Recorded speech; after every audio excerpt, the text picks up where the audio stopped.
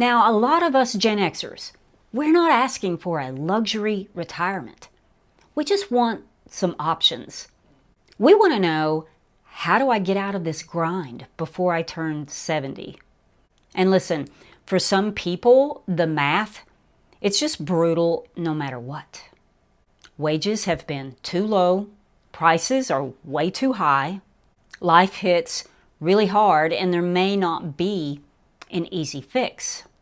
But for those of us where a few decisions could change the timeline, because there are some purchases that you make that don't just cost you money, they cost you time, your freedom.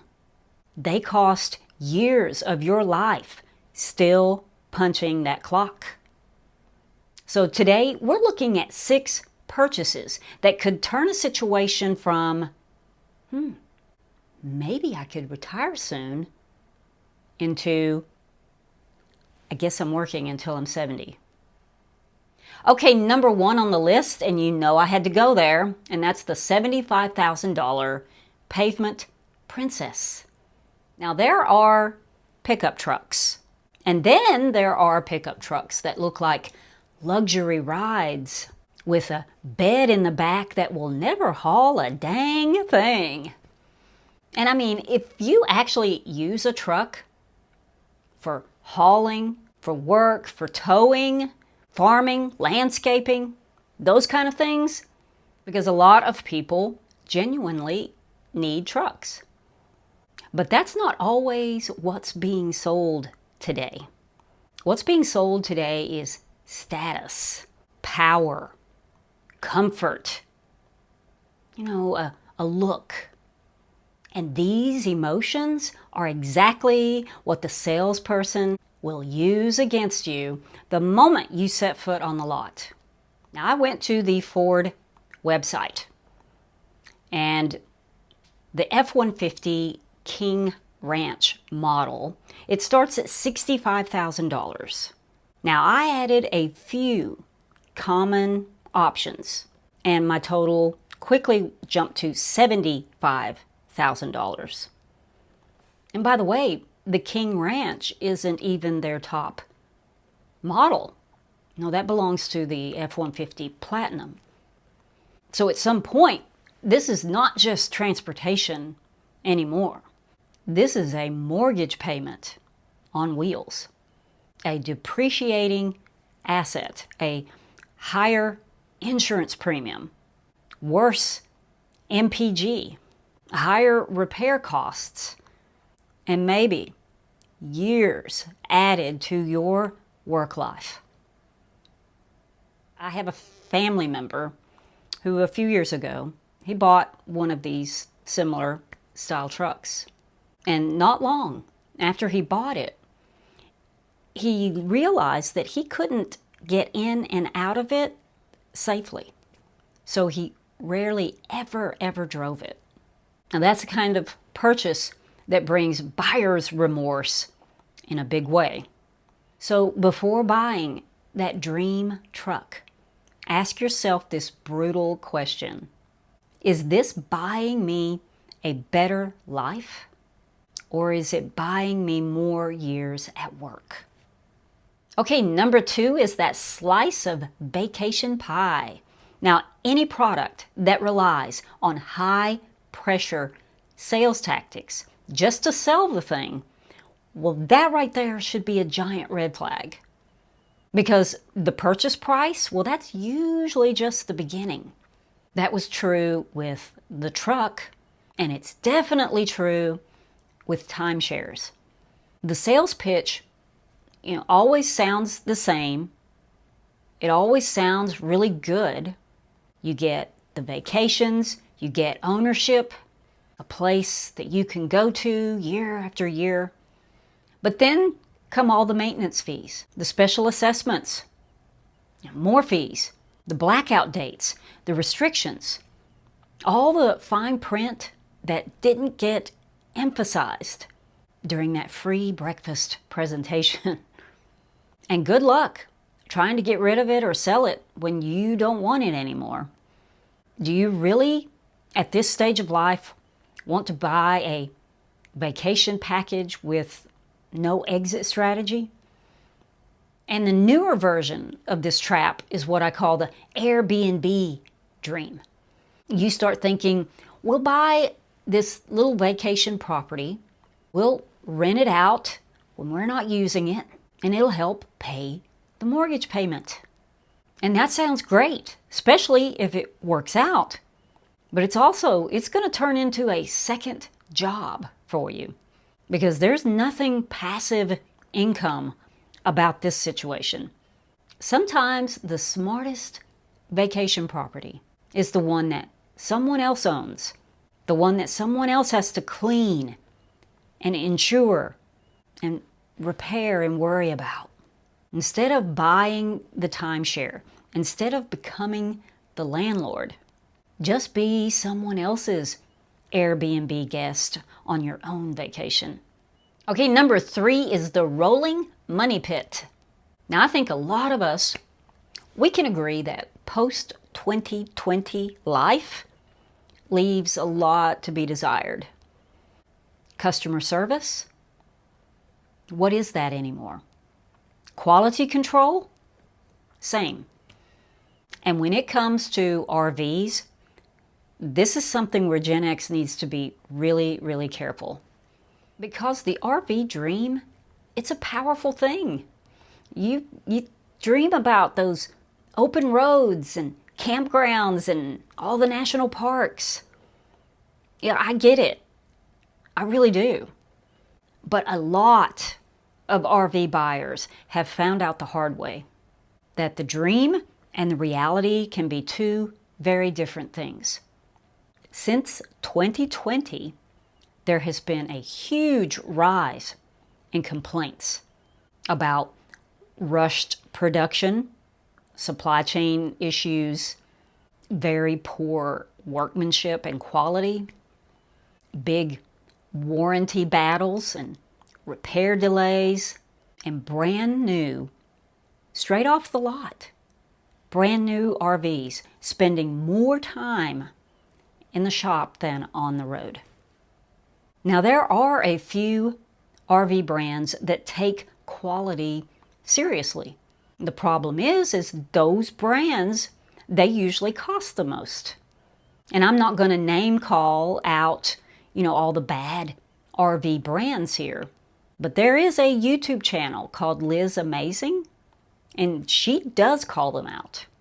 So if your heart is set on buying an RV, then do your homework, do your research. Don't just walk onto a lot and get swept away and sign your retirement years away. Because the last thing you want is to be making payments on something that you can't use. They won't fix it. They won't take it back. And now your dream of freedom is sitting in a service bay somewhere while you're still clocking in to pay for it. Now, number 4 is the full ride parent trap. And I've talked a lot about helping our adult kids in my videos. But this is one of those ongoing financial commitments that can absolutely change your retirement timeline. Because modern retirement, well, it was built around a few assumptions. And one of those assumptions was the empty nest. You raised the kids and then they left to start their own lives. And somewhere in your 50s, usually, your expenses shifted. You might have still had a mortgage.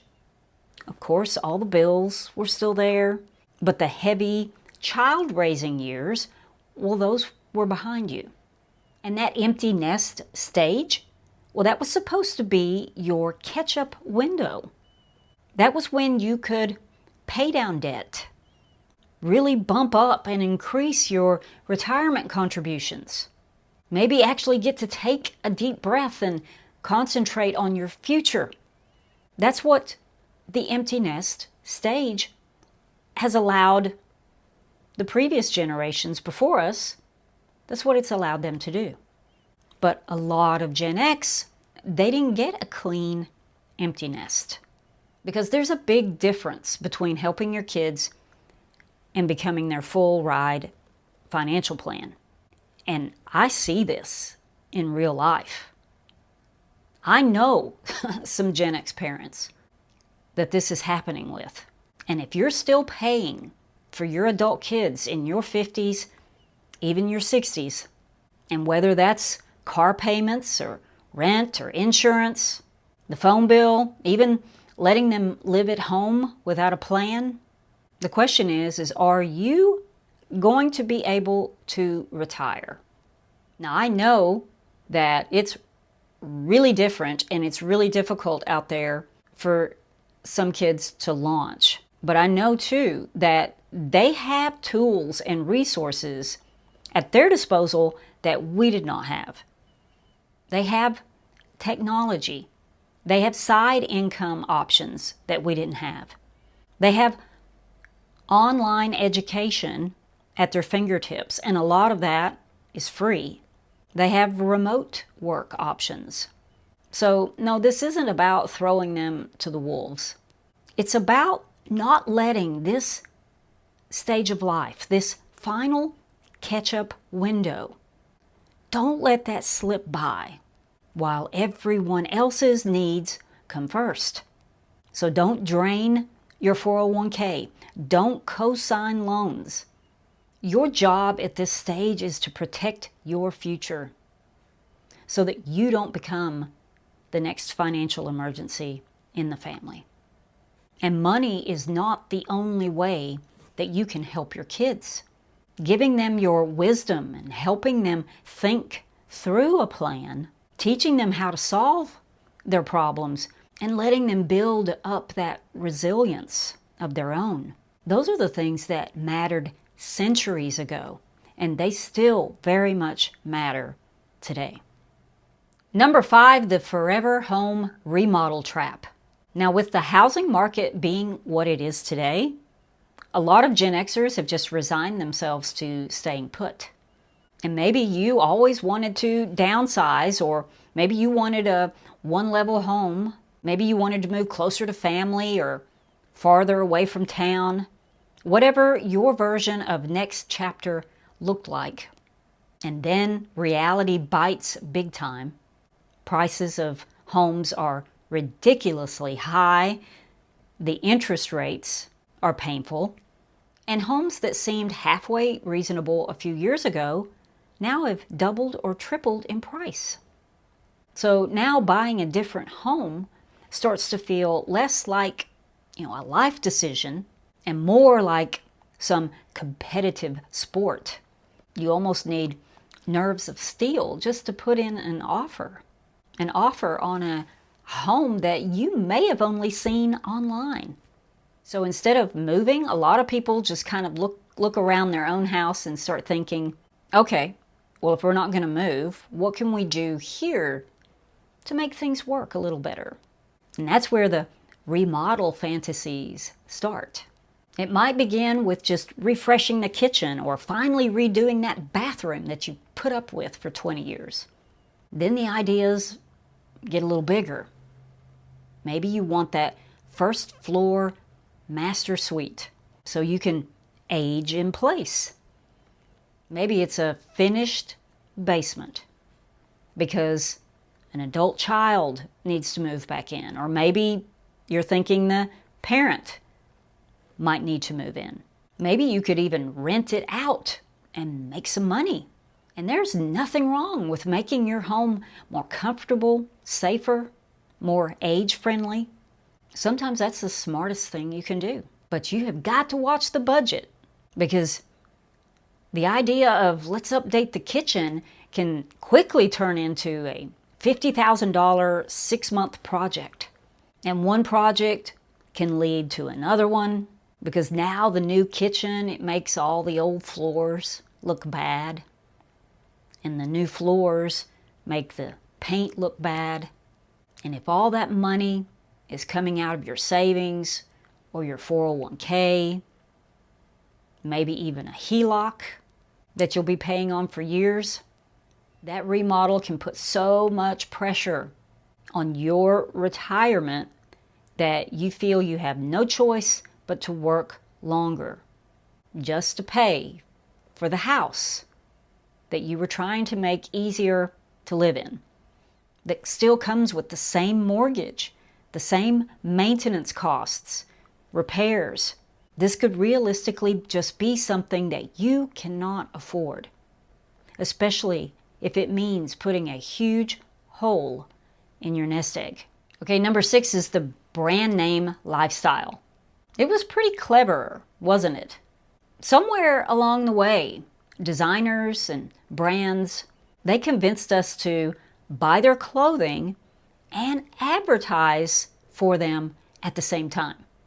I mean, once you really start to think about it, it is a little weird to wear the logo of a product across your shirt, or maybe even have the initials of the designer on there. But let's go a little broader here, because the same thing happens with cars, purses, shoes, skincare products, wellness products, all the little upgrade purchases that start becoming a part of our identity.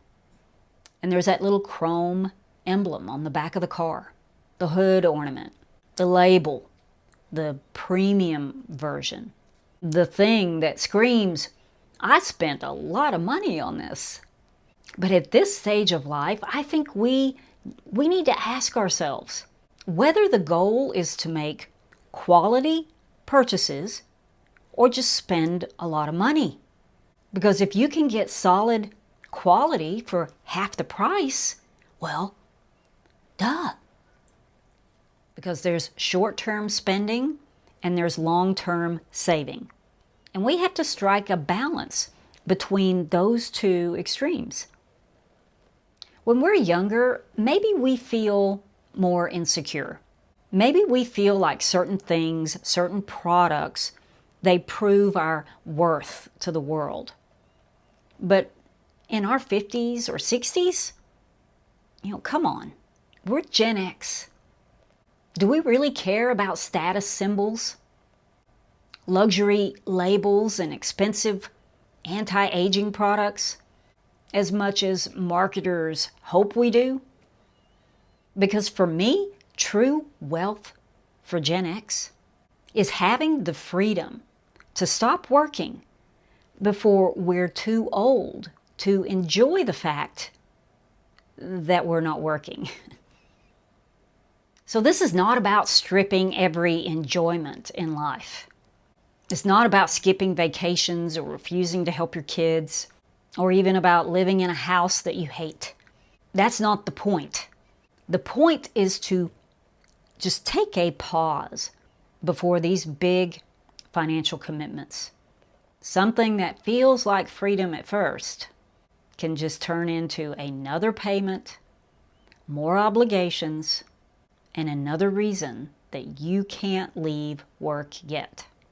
Because Gen X has worked too long, carried too much, and played by too many changing rules to sleepwalk into a longer sentence. If something truly improves your life, it fits your budget, and doesn't steal your future, then enjoy it. But if what you really want is more freedom, then maybe it's time to rethink that purchase. So let me know in the comments, what big purchases do you regret making? But don't be too hard on yourself. It's true that all of the choices that we've made, they got us to where we are today. And even if you don't love where you are, just remember this, that the choices you're making right now, today, good, bad, in between, well, they're taking you to your next chapter. So stay Gen X strong, everybody, and I will see you in the next video.